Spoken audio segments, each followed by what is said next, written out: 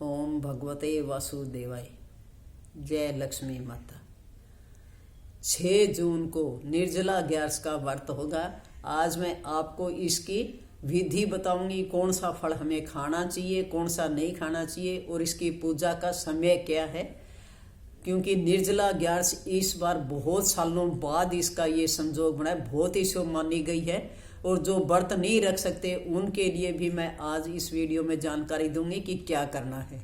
पूरी वीडियो ध्यान से देखना और देखने के बाद में कमेंट में जय लक्ष्मी माता, जय विष्णु भगवान जरूर बोलें। क्योंकि कहते हैं कि ये विष्णु भगवान का दिन माना गया है। विष्णु भगवान और लक्ष्मी माता की पूजा होती है।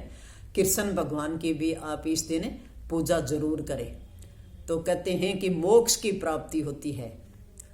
और इसी दिन ही जो है, जो पांडवों में सबसे शक्तिशाली जो भीम था, उसने मोक्ष की प्राप्ति के लिए 24 ग्यारस होती हैं साल में, उनका व्रत रखने का संकल्प किया था। इसलिए जो है इसको भीमसेनी ग्यारस भी बोला जाता है और पांडव ग्यारस भी बोलते हैं इसको। तो इस दिन आप सुबह सुबह नहा धोकर स्नान करें, अपने कमरे की अच्छी तरह सफाई करें और चौकी पर विष्णु भगवान और लक्ष्मी माता की मूर्ति स्थापित करें। अगर मंदिर में जा सकते हो तो आप मंदिर में जा सकते हैं। और इस दिन जितना हो सके आप पीले वस्त्र पहने। पीले वस्त्रों का सबसे ज्यादा महत्व होता है। पीले वस्त्र पहने और पीली वस्त्रें घर में बनाएं, जैसे कढ़ी भी बना सकते हैं, पकोड़े बना सकते हैं, पीली कोई भी चीज बनाएं। पीली चीज इस दिन बनाएं तो सबसे ज्यादा शुभ मानी जाती है।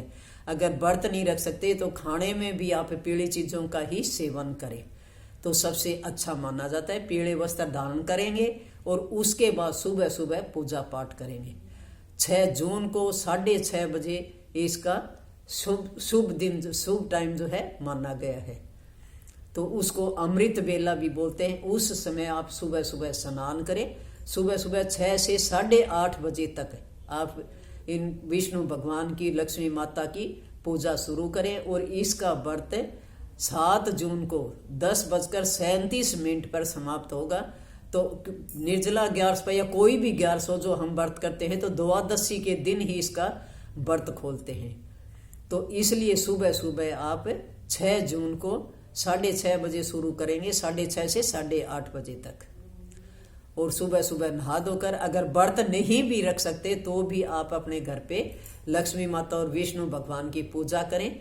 और प्रसाद में जो है या तो आप घर की बनी हुई शुद्ध देसी घी की मिठाई चढ़ाएं और उसमें तुलसी का पत्ता जो होता है जरूर चढ़ाएं। कहते हैं कि तुलसी के पत्ते वगैरह इसका भोग नहीं माना जाता। हरि का, हरि भी बोलते हैं विष्णु भगवान को और कृष्ण भगवान को। जो भी हम भोग चढ़ाते हैं उसमें तुलसी का पत्ता अगर चढ़ाते हैं तो सबसे ज्यादा प्रसन्न होते हैं। उसके बाद अंगूर जो होता है लक्ष्मी माता को बहुत पसंद होता है, अंगूर जरूर चढ़ाना चाहिए। गन्ना अगर मिल जाता है, वैसे तो इन दिनों में गन्ना आराम से मिल जाता है, गन्ना भी चढ़ाते हैं और अंगूर भी चढ़ाते हैं। ये सबसे शुभ माना जाता है। दूसरा, आंवले की पूजा की जाती है। आंवले का वृक्ष जो है विष्णु भगवान का वृक्ष माना गया है। आंवले के पेड़ की पूजा भी कर सकते हैं आप और आंवले की भी पूजा करें तो आंवले को भी सबसे शुभ माना गया है। बाकी आप पीले रंग की कोई भी मिठाई जो है चढ़ाए। लहसुन और प्याज का इस दिन बिल्कुल भी सेवन न करें।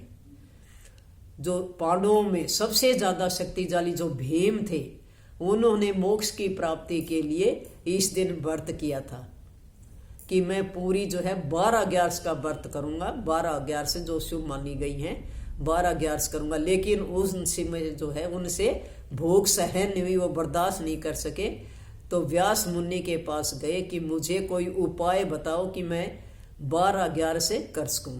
तब व्यास मुनि जी ने कहा कि 12 ग्यारस करने की जरूरत नहीं है, तुम सिर्फ एक निर्जला ग्यारस कर लें। निर्जला ग्यारस क्या होती है? जो बिना पानी के रहना होता है। इस दिन पानी का भी सेवन नहीं करते। तो तुम निर्जला ग्यारस अगर कर लेते हो तो तुम्हें जो 12 क्या 24 जो ग्यारस होती हैं उनका पुण्य मिल जाता है पूरा।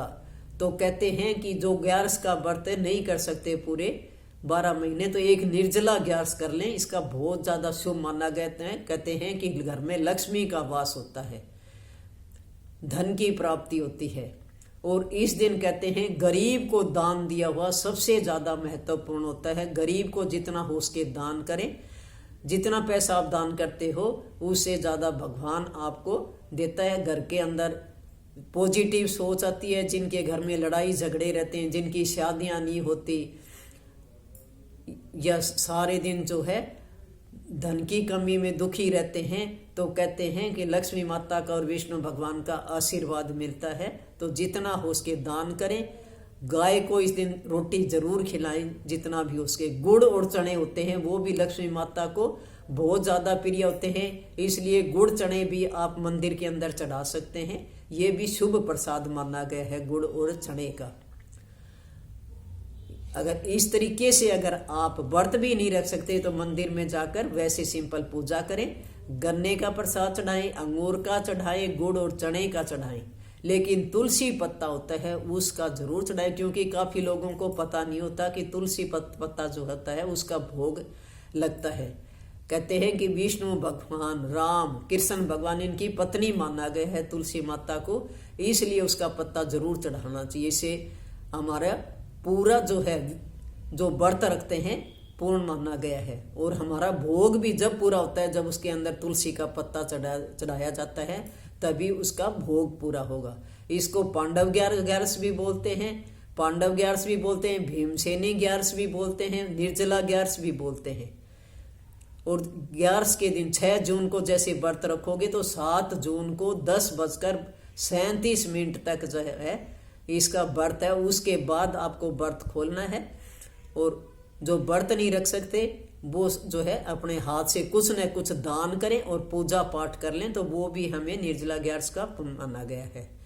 कहते हैं पानी जितना भी हो उसके ज्यादा से ज्यादा पानी पिलाएं लोगों को। उसके अंदर आप दूध है, रूह अफ़ज़ा, कुछ भी मिलाकर पिलाएं, जितना हो उसके इस दिन अपने हाथ से दान करें। तो कहते हैं घर में सुख शांति आती है, घर में पॉजिटिव सोच आती है, घर में लक्ष्मी का वास होता है। हमेशा पूरे साल जो है विष्णु भगवान और लक्ष्मी माता का आशीर्वाद मिलता है। अगर कोई भी विष्णु भगवान का या कृष्ण भगवान का जो कोई मंत्र हो तो उसका जरूर जो है आप बोलना चाहिए इस दिन। नहीं तो आप खाली जो है ओम नमे भगवते वासुदेवाय, ओम भगवते वासुदेवाय, ये शब्द भी अगर बोलते हो तो भी ये सबसे आसान है, रोज बोलने वाले शब्द हैं। तो ओम भगवते वासुदेवाय नमः का आप मंत्र का भी जाप कर सकते हैं इस दिन। तो आपको घर में सुख शांति होगी, कभी धन की कमी नहीं होगी। तो ये थी हमारी विधि, जो भीमसेनी ग्यारस भी इसे कहा जाता है। पूजा का तरीका भी है, पीले वस्त्र पहनेंगे, पीली चीजें, अगर व्रत नहीं रखते हो तो पीली वस्त्रों का सेवन करें। इस दिन घर में लहसुन और प्याज, मीट वगैरह घर में कुछ न बनाएं। आप पकोड़े बना सकते हैं, घर के अंदर कढ़ी भी बना सकते हैं। इस दिन कढ़ी भी बहुत शुभ मानी जाती है। पीले रंग की जो भी वस्तुएं हैं आप वो घर में बनाएं और उनका ही सेवन करें और सबको खिलाएं। कहते हैं पीला रंग जो होता है विष्णु भगवान का सबसे प्रिय कलर होता है, इसलिए पीले रंग की मिठाइयां बनाएं, पीले रंग के वस्त्र पहने। जितना हो उसके पीली चीजों का आप सेवन करें इस दिन, तो आप देखना आपकी सोच ही बदल जाएगी और कभी धन की कमी नहीं होगी। ज्यादा से ज्यादा दान करें। कुछ ही नहीं कर सकते तो पानी का मटका भरकर आप मंदिर के अंदर रखें, वो भी बहुत ज्यादा शुभ माना जाता है। पंखे होते हैं, पंखे दान करें, क्योंकि ये जेठ मास की वो ग्यारस मानी गई है। इसलिए जो गर्मी का मौसम होता है तो पंखे दान करना भी बहुत अच्छा धर्म माना गया है। तो ये नियम हमारे पूजा पाठ के हैं और इसके दिन क्या क्या हमें चढ़ाना है, किस तरीके से व्रत रखने हैं। और जो व्रत नहीं रख सकते उनके लिए भी क्या महत्व है, किस तरीके से पूजा करनी है। और अगर वीडियो पसंद आई हो पूरी तो माता का सब्सक्राइब जरूर करना। कमेंट के अंदर जय लक्ष्मी माता, जय विष्णु भगवान कमेंट में जरूर लिखना।